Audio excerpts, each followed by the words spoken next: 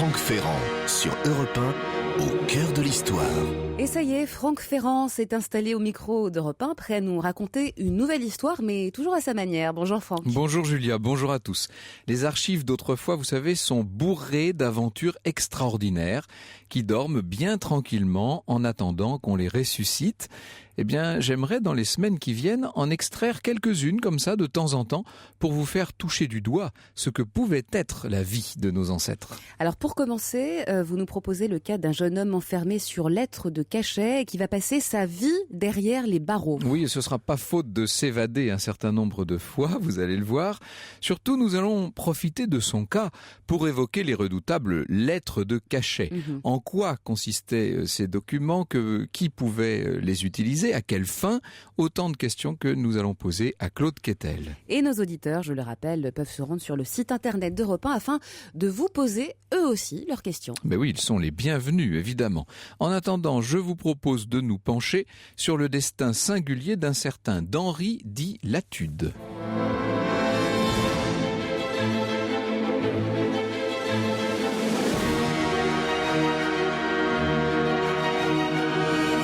De 13h à 14h sur Europe 1, au cœur de l'histoire.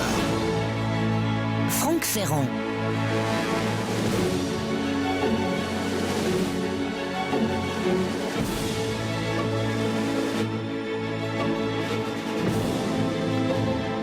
Au printemps 1749, d'Henri est un jeune homme charmant de 24 ans. Il est originaire du Languedoc. Il n'a pas connu son père, sa mère était servante et lui-même a été pris tout jeune comme arpète chez un chirurgien des armées. Vous voyez qu'on est dans des origines très modestes, rien de bien exaltant. d'Henri rêve évidemment d'une autre vie. Lui voudrait la richesse, il voudrait la gloire. Alors il commence par monter à Paris. Quand on est très ambitieux au milieu du XVIIIe siècle, le premier réflexe, c'est de se rapprocher de l'astre du moment, celle qui depuis 4 ans règne sur le cœur du roi Louis XV, la marquise de Pompadour. Reste à trouver une façon assez efficace de se faire remarquer de la marquise de Pompadour. Alors, là-dessus, d'Henri a sa petite idée. Oh, c'est pas une idée très honnête. Seulement, comme il n'a ni moyens ni relations, il va bien falloir qu'il se débrouille. Il commence par fabriquer une bombe, une vraie bombe, mais une bombe inoffensive. Qu'est-ce qu'il veut en faire? Eh bien, pour le moment, le jeune homme, avec sa bonne tête, s'en vient tambouriner à la porte de la marquise, à Versailles, dans son hôtel particulier. C'est l'intendant qui le reçoit. Qu'est-ce qu'il veut, ce petit gars? Oh, ce qu'il veut, il veut sauver la vie de Madame la Marquise. d'Henri a bien appris son rôle. La veille, dans les jardins des Tuileries, il aurait surpris une conversation entre des individus suspects qui parlaient d'envoyer un colis piégé à Madame de Pompadour. Alors vous comprenez, il faudrait la prévenir. C'est ça, mon petit, on lui dira. Vous avez compris le manège. Dès le lendemain, on livre à Versailles un paquet bizarre, adressé à Madame de Pompadour et à remettre en main propre. Vous vous doutez bien que la favorite se garde d'ouvrir le paquet elle-même. Elle transmet le colis à son médecin, le docteur Quesnay, qui, courageux mais pas téméraire, le fait ouvrir par son propre valet.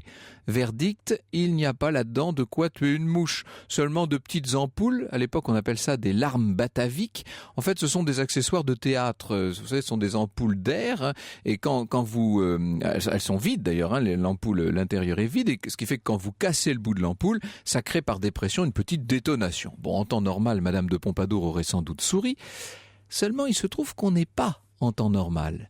La marquise vient tout juste de faire destituer le comte de Maurepas et elle se croit menacée évidemment par les amis du ministre qui est parti furieux.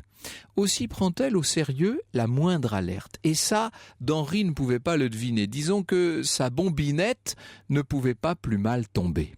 Comble de malchance, afin de gommer ce que la péripétie pourrait avoir de ridicule, le docteur Quesnay en rajoute sur la nocivité du colis piégé. Une enquête est ouverte. Naturellement, la police s'intéresse tout de suite au jeune homme de la veille. Il a donné son adresse, ce qui fait que le jour même, d'Henri voit débarquer chez lui un exempt de police qui l'interroge sur ce qu'il aurait pu entendre, paraît-il, la veille aux Tuileries. Le jeune homme croit son heure venue, il en fait beaucoup, il raconte son histoire, il en fait trop pour tout vous dire. L'enquêteur flaire aussitôt l'arnaque, il demande à d'Henri une déposition écrite. Oh, c'est pas difficile, il compare l'écriture avec celle des enveloppes. Pas de doute, c'est bien le même homme.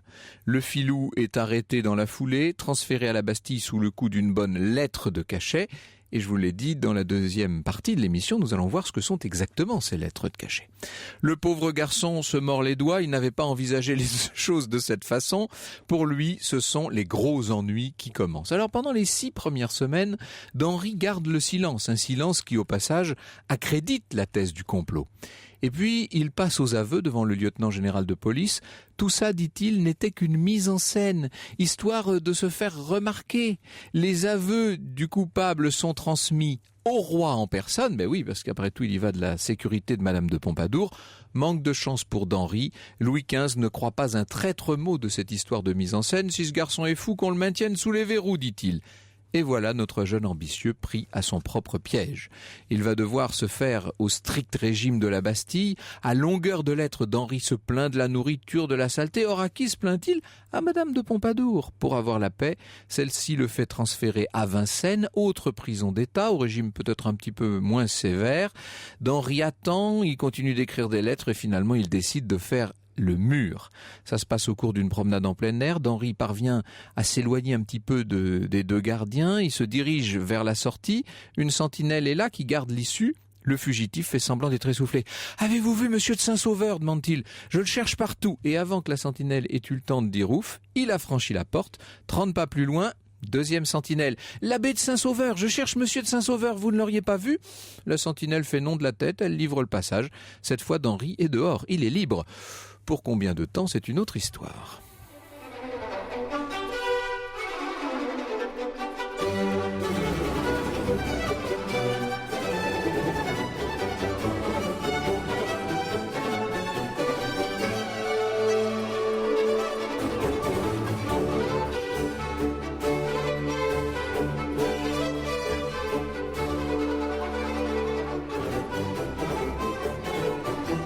Un extrait sur Europe 1 du prologue d'Hippolyte et Aricie de Rameau, Franck.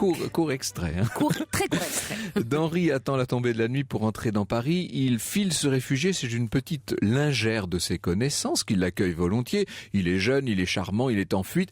De plus, il n'a rien fait de vraiment mal. D'ailleurs, lui-même en est tellement certain qu'il adresse une lettre au docteur Quesnay pour lui demander d'intervenir auprès de la marquise. Or, dans cette lettre, il donne son adresse. Dès le lendemain, d'Henri et sa lingère sont arrêtés. Elle va faire 3 semaines de cellule. Mais lui, le récidiviste, il se retrouve cette fois en cellule de force, entravé par les poignets et les chevilles. Le malheureux garçon va moisir là-dedans pendant 18 mois avant qu'on ne le remonte dans une chambre un peu plus saine. Il est devenu un peu sauvage en bas, alors on lui donne un compagnon de cellule. C'est un languedocien comme lui qui s'est attaqué à la marquise, lui aussi, mais verbalement. Il s'appelle Allègre. Les 2 jeunes hommes ne tardent pas à comploter.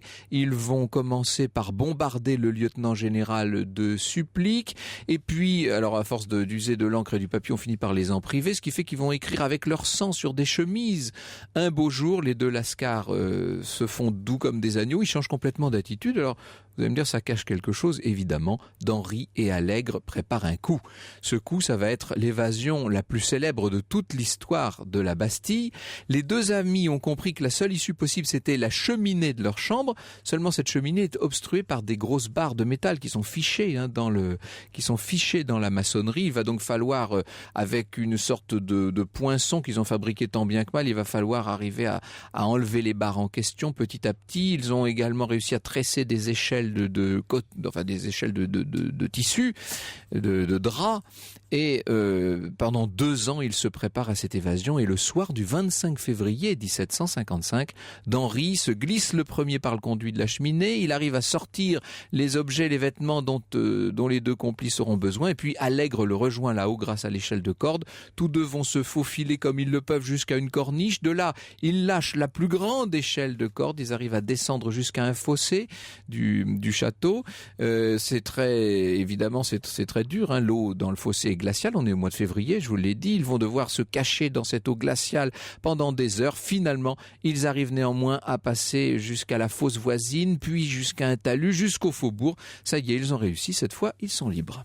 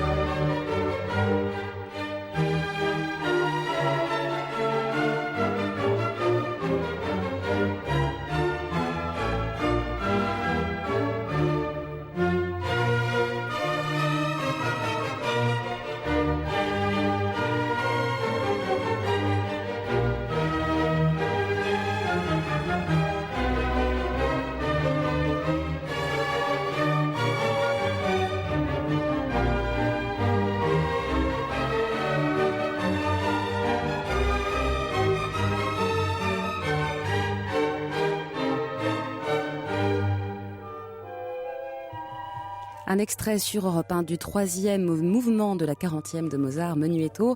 Restez avec nous, on retrouve Franck dans un instant avec un récit qui retrace aujourd'hui le destin singulier d'un certain d'Henri. Franck Ferrand sur Europe 1, au cœur de l'histoire.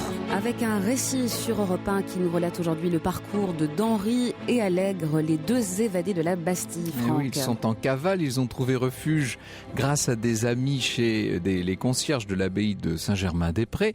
Inutile de vous dire que leur évasion a fait sensation. On ne parle que de ça dans Paris. Et à Versailles, Madame de Pompadour est au sans-coup. N'oubliez pas que l'on l'a entretenue dans ses craintes. La Pompadour, on lui a fait croire en fait que ce d'Henri était plus dangereux qu'il ne l'est. On lui a dit qu'elle ne risquait rien tant qu'il était sous les verrous, mais maintenant qu'il est échappé, toute la police du royaume est donc sur les dents. Ça n'empêche pas nos deux fugitifs de filer vers les Flandres. Seulement, à peine Allègre a-t-il passé la frontière qu'il adresse à la marquise une incroyable lettre d'insulte. Et ça, c'est ce qui va permettre à la police de Charles de Lorraine de le repérer, de l'arrêter et de le remettre gentiment aux autorités françaises. Ça valait bien la peine. Quand Henri débarque à son tour à Bruxelles, c'est pour apprendre l'arrestation de son compère. Il décide de poursuivre sa route jusqu'aux Pays-Bas. À Amsterdam, il trouve refuge chez un commerçant qui l'emploie et qui l'héberge. Il va même faire là-bas la connaissance d'un gars de son pays, un certain Louis Clergue. Ce Clergue prend d'Henri en sympathie, lui offre des vêtements neufs, une belle chambre. Il lui conseille aussi de partir au plus vite pour les Indes et d'essayer de se faire oublier. Au lieu de quoi, d'Henri écrit à sa mère dans le midi de la France pour lui demander un peu d'argent. Bien entendu, la police de Louis XV est bien faite et le courrier est intercepté. Et au lieu de l'argent de poche attendu, c'est un exempt de police que d'Henri voit arriver à Amsterdam. Il est donc arrêté, extradé par les Provinces-Unies. On lui passe un harnais de force, on le jette dans un bateau, puis dans un fourgon, et de retour à Paris, on le balance au fond du plus puant des cachots de la Bastille, un cul de basse-fosse inondé où il est enchaîné comme une bête, sans même une litière, au milieu de la vermine, et on voit notre éternel prisonnier obligé d'apprivoiser un gros rat pour le protéger contre les attaques des autres rongeurs. On peut dire que dans ce genre de conditions extrêmes, n'importe qui dépérirait, mais pas d'Henri. Lui, il est très résistant.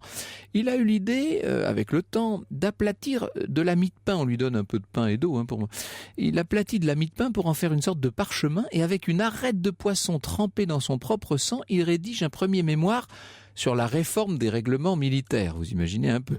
Il parvient à transmettre son œuvre à l'aumônier, qui est ému de voir tout ça, qui lui donne du papier pour qu'il puisse mettre ses idées au propre. Il en profite pour rédiger un nouveau mémoire, cette fois sur un système d'impôt indirect. Vous voyez que ce type est bourré de ressources. C'est très dommage qu'il ait été... Mais oui, il a été fourvoyé très jeune, trop jeune. Au printemps 1758, les mémoires sont tout de même transmis en haut lieu. Ça change rien pour le malheureux. Il est toujours entravé dans son cachot avec une barbe qui traîne par terre, les gencives fendues par le froid, les yeux tués par la pénombre. Il y a bientôt 10 ans qu'il s'est permis d'approcher trop près du soleil et il le paye. Le 1er septembre 1759, d'Henri est tiré de son cachot, réinstallé dans une cellule normale de la Bastille. Alors on le rase, on l'habille, il se comporte de manière exemplaire. Il va jusqu'à apprivoiser un couple de ramiers qu'il fait porter à Madame de Pompadour pour sa volière. Au lieu de se faire oublier, ce qui serait peut-être plus efficace, le nouveau lieutenant général de police, monsieur de Sartine, lui conseille quand même de se tenir tranquille. Alors, à force depuis la plateforme de la Bastille, d'Henri a repéré 2 jeunes blanchisseuses du quartier avec lesquelles il commence à communiquer par signe. Et un jour, il arrive à leur envoyer une lettre qu'il a lestée avec une pierre, et c'est grâce à cette lettre que les jeunes filles découvrent la raison de la captivité de d'Henri. Elles découvrent qu'il est là à cause de Madame de Pompadour, ce qui fait que un jour d'avril 1764, pendant la promenade, elles tendent dans sa direction un panneau sur lequel elles ont écrit en grosses lettres « Madame la marquise de Pompadour est morte hier ». Là, d'Henri est tout heureux. Il se dit que cette fois, ça y est, il va pouvoir être libéré. Seulement les semaines passent et puis les mois, et il n'y a pas de nouvelles. Il va finir par céder au désespoir, notre prisonnier. Il mène la vie dure à ses geôliers, ce qui fait qu'on commence à le prendre un peu pour un fou. Finalement, Sartine va lui faire savoir qu'il travaille à sa libération. Latude. Alors vous allez me dire pourquoi Latude ? Parce que depuis quelque temps, il a pris l'habitude de se faire appeler vicomte de Latude. Et il précise qu'il est le fils naturel de ce monsieur et qu'il doit être appelé Latude. Bon, va pour Latude, si ça lui fait plaisir à ce demi-fou. Latude devrait, dit Sartine, redoubler de discrétion. Eh bien non, une fois encore, on lui donne un doigt, il prend le bras, puisqu'on lui a volé, estime-t-il, les plus belles années de sa vie, on lui doit un dédommagement. Et pas n'importe lequel, 100 000 livres, voilà ce qu'il réclame à l'État. Inutile de vous dire que du coup, Sartine referme le dossier. 17 novembre 1765, alors là il y a un brouillard épais dans les cours de la Bastille, une véritable purée de pois, et d'Henri, ou Latude, pardon, devrais-je dire, en profite pour s'évader de nouveau. « Arrêtez-le » crie un gardien qui voit qu'il a disparu dans le brouillard. « Arrêtez-le » crie Latude lui-même, ce qui lui permet effectivement de faire diversion. Et pour la 3e fois, Latude vient donc de s'évader. Décidément, ces prisons, la Bastille et Vincennes, sont de véritables passoires. Vers où se dirige Latude ? Bien sûr vers la rue des Tournelles, vers la maison des 2 blanchisseuses, qui l'accueillent à bras ouverts au milieu de leurs draps blancs. Cette fois, on se dit qu'il va se tenir tranquille, qu'il va se faire oublier. Pensez-vous ? Il n'a qu'une idée en tête, Latude, obtenir sa fameuse indemnité. Donc il écrit une belle lettre au principal ministre du moment, M. de Choiseul. Soit dit en passant, Choiseul était un grand ami de feu la marquise. On lui répond que le ministre est à Fontainebleau, qu'il n'a qu'à se déplacer jusque là-bas pour essayer de le rencontrer. Latude ne se méfie pas. Il voudrait tellement que pour une fois on le prenne au sérieux, qu'on le traite en homme d'honneur. Alors par un froid de gueux, il prend à pied la route de Fontainebleau. Et à Fontainebleau, la police n'a qu'à le cueillir. Retour au cachot. À Vincennes, cette fois, dans des conditions encore plus dures que les fois précédentes. Cette fois, Latude est enchaîné par le cou, presque nu dans le froid, au milieu des cancrelats et des araignées. Et quand il sort de cet enfer, c'est pour se retrouver dans une cellule disciplinaire. Or, il n'est plus aussi jeune, il a 40 ans maintenant. Et chaque année d'emprisonnement compte double ou triple pour la santé, évidemment. 3 ans, 4, 5, 6 ans. En 1774, à la mort de Louis XV, on estime qu'il a perdu plus ou moins la raison et on le conduit à l'asile d'aliénés de Charenton, où il retrouve d'ailleurs Allègre, qui lui est devenu complètement fou. C'est en juin 1777 seulement, après 28 années de captivité, que Latude va être rendu à la liberté grâce au bon Malesherbes. On lui ordonne de regagner son Languedoc natal, mais c'est plus fort que lui, il veut être traité en homme de bien. Et sous prétexte de remercier Malesherbes, le voilà qui va à Versailles. Il encombre les antichambres du palais, il dérange de grands personnages, il fait scandale. Il se fait arrêter. C'est pas possible. Le voilà cette fois dans une prison de droit commun à Bicêtre, au milieu des voleurs à la tire, c'est désespérant. Alors il s'empresse de rédiger un nouveau mémoire de protestation, c'est ce qu'il sait le mieux faire finalement, où il va résumer 30 années d'injustice. Il soudoie un gardien pour qu'il porte ce mémoire à un magistrat intègre, sauf que le gardien va aller boire un coup avec le pourboire, qu'il oublie le mémoire sur un coin de table et que ce mémoire va tomber dans les mains d'une brave femme qui s'appelle la mère Legros, qui est intriguée par la belle écriture, qui lit le mémoire, qui se passionne pour ce récit incroyable, qui se prend de pitié pour l'auteur et qui demande conseil à son mari. Son mari lit ça, il s'indigne quand même et voilà, les 2 époux, voilà les époux Legros qui se trouvent un nouveau but dans la vie. Ils vont plaider la cause de Latude. De tout leur cœur, ils se mettent à remuer ciel et terre. Ils vont eux-mêmes à Versailles. Ils se rendent au palais de justice, à l'académie.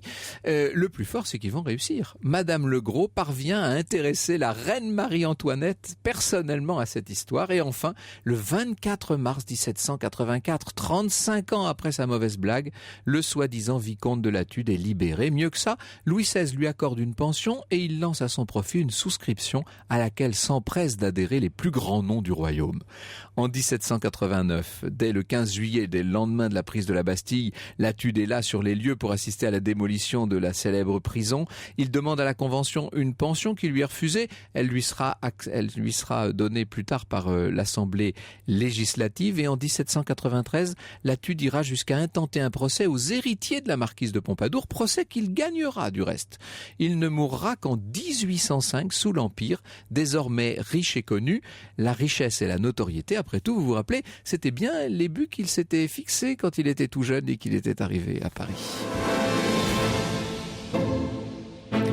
Avec nous, dans ce studio, se trouve Claude Quettel, historien, directeur de recherche honoraire au CNRS et auteur d'un ouvrage sur les lettres de cachet. Ça tombe bien, on va essayer d'y voir un peu plus clair sur cette procédure tout à fait particulière de l'Ancien Régime. Au cœur de l'histoire revient dans un instant. Jusqu'à 14h sur Europe 1. Plongez au cœur de l'histoire avec Franck Ferrand. Au cœur de l'histoire des lettres de cachet, aujourd'hui, on vous retrouve effectivement avec votre invité, l'historien Claude Quettel, Franck. Merci beaucoup, Claude Quettel, d'être des nôtres. Ça faisait longtemps que je voulais vous inviter. Je suis ravi que vous ayez écrit ce livre sur les lettres de cachet, qui du reste est passionnant. Je ne dirais pas qu'il réhabilite les lettres de cachet, mais vous les replacez dans leur contexte et vous montrez qu'elles n'étaient peut-être pas toujours aussi arbitraires qu'elles en avaient l'air. Oui, c'est vrai. J'essaie de montrer un peu l'envers du décor et de montrer que ces lettres de cachet qui ont été décriées dès avant la Révolution, décriées sous l'Ancien Régime, alors encore plus à partir de la Révolution. Ah oui, bien sûr, là, ils sont devenus un symbole de l'arbitraire de l'Ancien Régime. Avaient leur fonction, leur intelligence, et qu'elles remplissaient un rôle, mais qui était très très important dans la société de l'Ancien Régime, c'est vrai. Et je montre notamment que lorsque le pouvoir demande 10 lettres de cachet, les familles en demandent 90. Ce sont les familles qui sont demandeuses, en fait, c'est ce qu'on va voir. Mais Latude, c'est le pouvoir. Alors justement, pour revenir sur Latude un instant, Grégoire nous demande, il dit une question sur cette émission à propos d'Henri dit Latude. Comment se fait-il qu'une personnalité aussi importante que Madame de Pompadour lise les lettres que lui adresse un bagnard? Si moi j'écris à François Fillon, nous dit cet auditeur, je ne crois pas qu'il me lira. D'abord ça, je n'en sais rien, mais pour ce qui est de Madame de Pompadour, il ne faut pas oublier que pour elle, ce d'Henri dit Latude n'était pas du tout un inconnu. Il était celui dont elle pensait qu'il avait voulu l'assassiner. Elle suivait son cas de très près et évidemment tout ce qui arrivait de sa part était lu, épluché. Elle avait un petit côté un peu paranoïaque, Madame de Pompadour, mais il faut dire qu'elle avait su se créer un certain nombre d'ennemis à la cour et qu'elle avait peut-être de quoi faire attention à son entourage. Oui, non, c'est une très bonne question parce que c'est effectivement complètement étranger à nos modes de pensée d'aujourd'hui. Et sous l'Ancien Régime, on ne plaisante pas avec la sécurité du roi. Et c'est tout le problème de Latude. C'est qu'il s'imagine ensuite, lorsqu'il se fait attraper, que ce qu'il a fait finalement, ce n'est pas si grave, que c'était comme une espèce de mauvaise plaisanterie. On ne plaisante pas avec la sécurité du roi, et lorsqu'on attrape quelqu'un, pas seulement qui a voulu attenter à la sécurité du roi, ce qui est quand même très rare, mais simplement qui a dit qu'il pourrait, on lui tombe dessus, et on ne le relâche pas. Parce que de deux choses l'une, ou ce qu'il dit, c'est vrai et c'est grave, ou ce qu'il dit, ce n'est pas vrai, c'est qu'il est fou et c'est grave quand même. Donc, Latude va se mettre lui-même dans ce piège infernal dont il ne va pas comprendre ensuite les ressorts. Mais Madame de Pompadour... Il est d'une naïveté confondante, ce pauvre homme. Moi, je pense qu'il est un peu fou. Un peu léger, on va même dire, un peu beaucoup fou. Oui. Mais surtout, Madame de Pompadour et Louis XV ont eu très peur. Ce colis piégé qui nous fait rire aujourd'hui, il a fait très très peur au roi et à sa maîtresse. Et donc, cette peur, Latude va la payer. Alors, Madame de Pompadour, évidemment, et Latude sont un peu la partie émergée de l'iceberg, si je puis dire. Mais ces lettres de cachet servent surtout de régulation pour, j'ai envie de dire, pour une partie très importante de la population. Expliquez-nous, Claude Quetel, ce que c'est qu'une lettre de cachet. Qu'est-ce qu'on appelle une lettre de cachet? En 1 minute 35 secondes. Exactement, 32 si vous pouviez. Bon, non, parce que je dis ça en plaisantant, parce que ça n'est pas si simple. En fait, la lettre de cachet, c'est un instrument de justice qui a été dénoncé comme étant complètement, avec des gros guillemets, illégal, mais qui à l'époque est complètement légal. C'est la main du roi.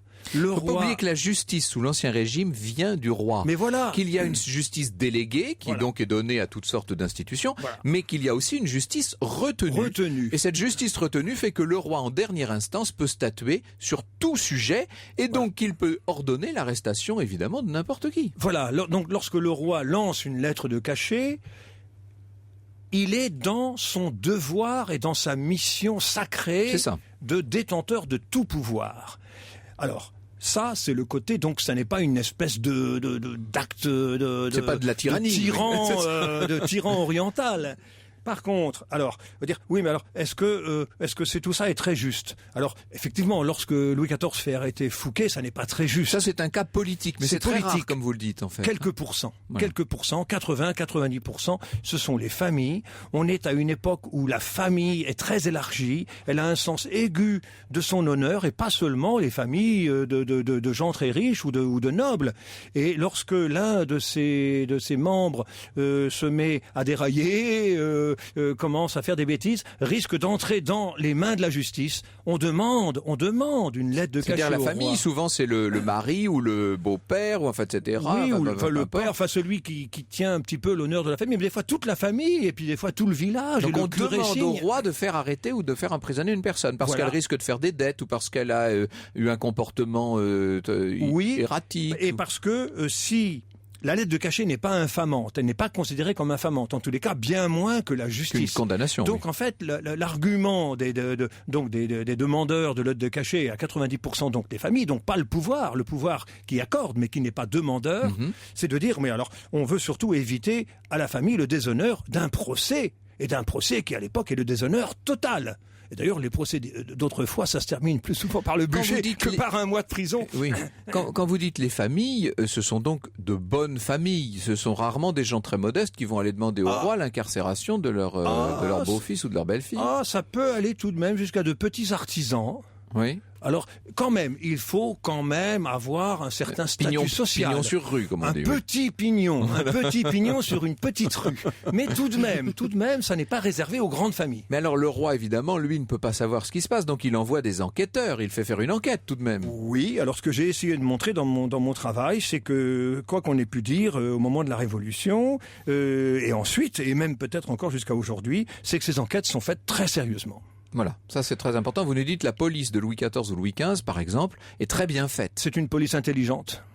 C'est une police efficace. On croit rêver, hein. Mais si, ça a existé à une époque, avec très peu de monde, qui fonctionne sur le renseignement. D'ailleurs, la Bastille, l'une des vertus de la Bastille, c'est que la lettre de cachet peut mettre en prison pas seulement un Latude, mais des fois 10, 15, 16 personnes impliquées dans une affaire. Et elles sont interrogées séparément, dans le plus grand secret, par le lieutenant de police qui devient d'un seul coup l'as du renseignement. Et la police de l'époque, c'est surtout du renseignement, d'où son efficacité. Ce poste de lieutenant général de police, il a été créé au milieu du règne de Louis XIV pour j'ai envie de dire presque sur mesure pour Monsieur de la Reynie. Oui, 1600, je ne suis pas 1667, un homme de si date, ma mémoire mais est bonne, 1667, c'est donc Larigny qui effectivement est le premier lieutenant général de police de Paris dans une ville énorme pour Alors l'époque. quel est son statut? C'est une sorte de préfet de police? Voilà. C'est un préfet de police et il va s'occuper aussi bien des ordures ménagères que de la sécurité. Et des crimes. Et du crédit, et ça devient... Alors, on se transporte à l'époque de Latude avec Monsieur de Sartine. Donc à l'époque des romans de Jean-François Parrot. Absolument, qui sont très, très bien faits. Et donc, Nicolas Le Floch. Oui, et Le Floch. Sartine règne à l'époque, alors ça devient... c'est un énorme système. Les commissaires de police, ça y est, sont créés. Les 20 commissaires de police des 20 arrondissements de Paris sont là. Et des commissaires spécialisés, les uns sur les Halles, les autres sur les étrangers, les inspecteurs de police, les renseignements. Donc, pour résumer, une famille est très inquiète du comportement malhonnête d'un de ses membres. Elle demande au roi d'intervenir. Le roi envoie des lieutenants de police qui font une enquête. Et sur cette enquête, il décide ou non d'intervenir. Quand il intervient, c'est donc par la fameuse lettre de cachet. Vous voyez que tout ça n'est pas destiné uniquement à protéger Madame de Pompadour et quelques amis du roi. Au cœur de l'histoire revient dans un instant. L'histoire sur Europe 1, c'est avec Franck Ferrand. Seule la polka du roi, montons sans faire de tapage, tout en dansant le menu est là-haut, montons jusqu'au 3e étage, du bonheur nous aurons bientôt. Le grand Charles Trenet sur Europe 1 avec la polka du roi qui plaît beaucoup à notre invité Franck. Mais oui, grand chanteur, a dit Claude Quetel. Je suis tout à fait de cet avis. Nader nous envoie un message par internet et nous dit c'est tout simplement révoltant d'emprisonner quelqu'un pour une mauvaise blague. Et si c'était aujourd'hui, est-ce que ce serait condamnable? Par exemple, si quelqu'un tente de pénétrer chez le président ou envoie un colis piégé à l'Élysée, est-ce qu'il peut être condamné par la loi? Alors, je ne suis pas juriste moi-même, mais je pense qu'en tout cas, il serait inquiété par la police. Ça, c'est une certitude. Oui, certainement. Ça se passerait pas très bien, je dirais. Mais encore une fois, c'est sans commune mesure parce qu'on est dans deux univers de pensée complètement différents. Et ce que je me permets de souligner pour cet auditeur, c'est que notre Latude, là, qui est bien sympathique finalement, qui est assez naïf et qui a jamais fait de mal à une mouche, mais quand même, à chaque fois qu'on le libère ou à chaque fois qu'on lui demande de se tenir tranquille, il trouve rien de mieux que d'envoyer des mémoires aux plus grands ministres, etc. Et ça, je dirais que sous l'Ancien Régime, ça passe très mal. Oui. Nous sommes, nous, habitués à un système démocratique où, à la limite, plus on parle, mieux ça vaut. On est dans un système où, pour vivre heureux, il faut vivre caché. Et quand on commence à se manifester, à se montrer, si je puis dire, eh bien, ça se passe mal. Généralement, les ministres sous l'Ancien Régime n'aiment pas qu'on les dérange. On peut dire ça, Claude Quetel? Non, c'est vrai que c'est, pour parler poliment, que c'est un enquiquineur de première et que il va faire tout, mais tout pour avoir les pires ennuis. Parce que la Bastille, il est bien, la Bastille. Alors, il est bien. Façon de parler. Oui. Ça dépend pas pendant les périodes de cachot, évidemment. C'est beaucoup plus grave qu'une mauvaise blague, ce qu'il a fait. Donc, il est bien. Je veux dire, à la Bastille, on est très bien traité. On mange bien à la Bastille. Le vin de la Bastille est bon. C'est comme si je l'avais bu. Alors, ce qu'il faut savoir tout de même, c'est que dans ces fameuses maisons de force, il y a des régimes différenciés en fonction des tout le monde n'est pas logé à la même enseigne. Oui. Vous avez les prisonniers d'État ou qui font partie d'une bonne famille, qui donc sont pensionnés par leur propre famille et bénéficient parfois de très bons, effectivement, de tout un service, presque comme dans une maison particulière. Oui. Puis vous avez le tout venant qui, lui, évidemment, est un régime plus sévère. C'est vrai, mais à la Bastille, quand même, on est plutôt bien traité. C'est en prix de pension. C'est la pension du roi. On dit qu'on est au pain du roi. C'est une belle expression, être au pain du roi. Et au pain du roi, à la Bastille, c'est plutôt bien. Latude. Quand il va commencer à dégringoler la gamme, Vincennes, c'est moins bien. Charenton, n'en parlons pas. Et quand il est à Bicêtre, c'est l'horreur absolue. Donc, il y a dans les maisons de force du royaume toute une gamme. Gradation, bien sûr. Et alors, ce qui est intéressant de l'histoire de Latude, c'est qu'il va faire toute cette gamme. Dans votre ouvrage, vous parlez de ces différentes maisons de force, jusqu'au Mont-Saint-Michel, du reste. Alors, prison dure. La Bastille à côté, c'est un hôtel 5 étoiles. La Bastille des Mers, on l'appelle la Bastille des Mers. On se fait taper dessus par les moines à coups de bâton. On crève de faim, on crève de froid. Toute chose qui n'arrive jamais à la Bastille. Parce que la Bastille reste un peu sous les yeux du roi. Le roi aime bien lire les rapports de police. Que devient le prisonnier un tel. Lorsqu'on est déjà au Mont-Saint-Michel ou au fond du Languedoc. Quand vous dites roi, en l'occurrence, c'est ce roi qui a régné si longtemps. Puisqu'il monte sur le trône en 1715, même s'il est encore mineur, et il ne mourra qu'en 1774. Oui. C'est Louis XV, qui est un roi de dossier, un roi procédurier qui adore les questions de police et qui lit tous les rapports personnellement. C'est assez étonnant. Ce que ne faisait pas Louis XIV, par exemple. Enfin, moins en tout cas. Louis XIV aimait bien les rapports dès qu'il s'agissait des coquettes de la capitale. Il avait ce côté un peu libidineux sur la fin de sa vie. Louis XV aussi. Par contre, pour répondre à votre question, Louis XV est un roi travailleur, quoi qu'on ait pu dire. Là aussi, l'historiographie en fait un roi futile, volage.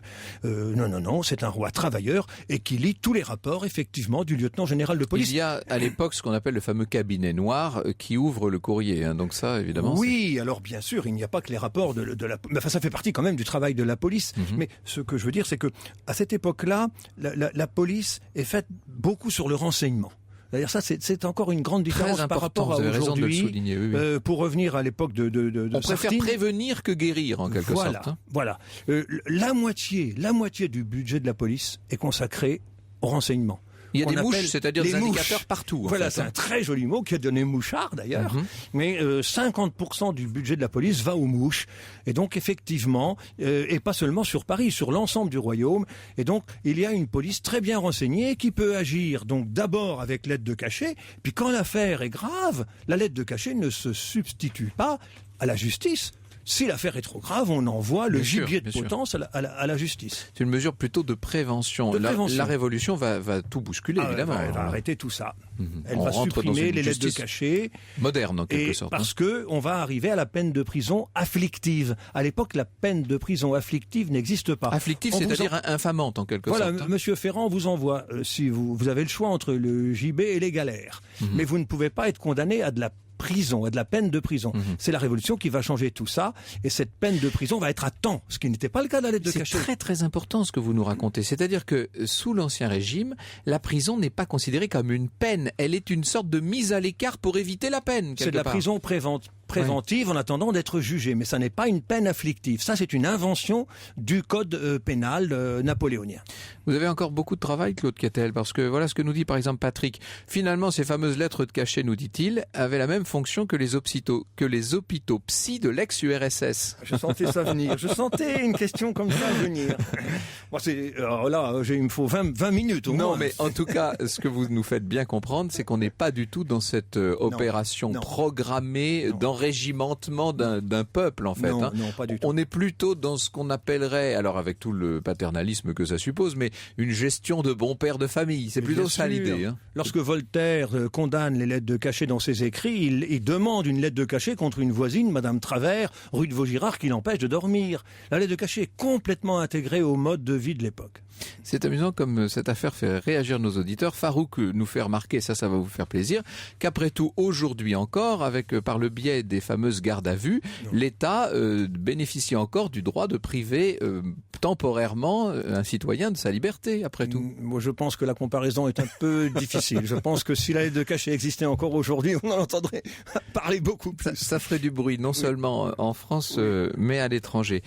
Il y a un personnage dont j'aurais voulu dire un mot parce que je trouvais son histoire assez extraordinaire et quand même un peu inquiétante du point de vue des lettres de cachet. C'était l'histoire de cette présidente de Saint-Vincent qu'on a citée. Elle était l'arrière-petite-fille de Madame de Sévigné. Elle était l'épouse du président du Parlement d'Aix-en-Provence. On était encore à l'époque d'un de ces parlements dans les différents pays d'État. Et il avait très peur que sa femme soit... parce qu'elle était très dépensière. Elle avait déjà failli le mettre sur la paille. Et donc il demande une première lettre de cachet. On est très tôt, dans le règne, dans les années 1730, le président de Saint-Vincent obtient sa lettre de cachet. Sa femme est donc mise dans un couvent, alors qui est une sorte de... c'est un peu la prison pour femmes de l'époque, en quelque sorte. Mais ce qui est terrible, c'est que cette pauvre femme va rester de lettre de cachet en lettre de cachet et de tentative de récidive en évasion manquée. Elle restera comme ça presque toute sa vie au couvent. C'est quand même terrible, un système qui permet à une famille de faire emprisonner un de ses membres quasiment à vie. Je n'ai jamais dit que la lettre de cachet, c'est le Club Med. Hein. Voilà, c'est pour ça qu'il fallait quand même le préciser. Bon, s'il fallait le dire, on le dit.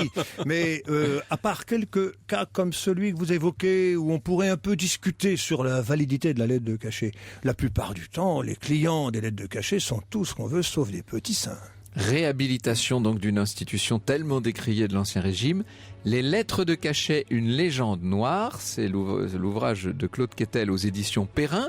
Et puis vous venez de faire paraître chez Lattès un nouveau livre, Claude Quetel, il s'appelle Le canapé de Beria, avec un sous-titre qui me fascine déjà, Mémoire d'un chasseur d'objets. En un mot, de quoi s'agit-il ? Ah, alors là, c'est quelque chose de complètement différent. C'est parce que je suis devenu un vieil homme et que je commence à écrire à la première personne mes souvenirs. Donc mes souvenirs de chasseur d'objets majeurs. Pour le mémorial de Caen, une bombe atomique, un MiG-21, des morceaux du mur de Berlin.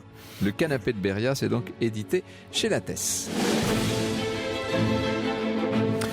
Bonjour Elena Morna. Bonjour Franck. Alors là, vous parliez justement de ces lettres de cachet qui permettaient à une famille de faire emprisonner l'un des membres de sa propre famille.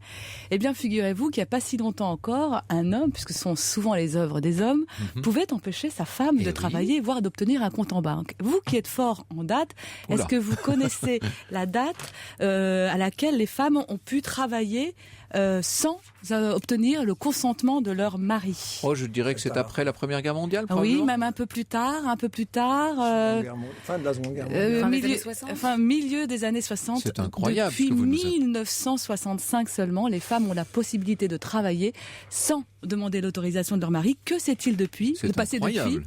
Eh bien, on se demande si les femmes ne sont-elles finalement pas meilleures que les hommes. C'est la question du jour. Elle mérite d'être posée. On va écouter ça avec beaucoup d'intérêt. Merci beaucoup Elena, merci Julia, on se retrouve demain. Merci Julia, on se retrouve demain. Merci Julia, on se retrouve demain. Merci Julia, on se retrouve demain. Merci Julia, on se retrouve demain. Merci Julia, on se retrouve demain. Merci Julia, on se retrouve demain. Merci Julia, on se retrouve demain. Merci Julia, on se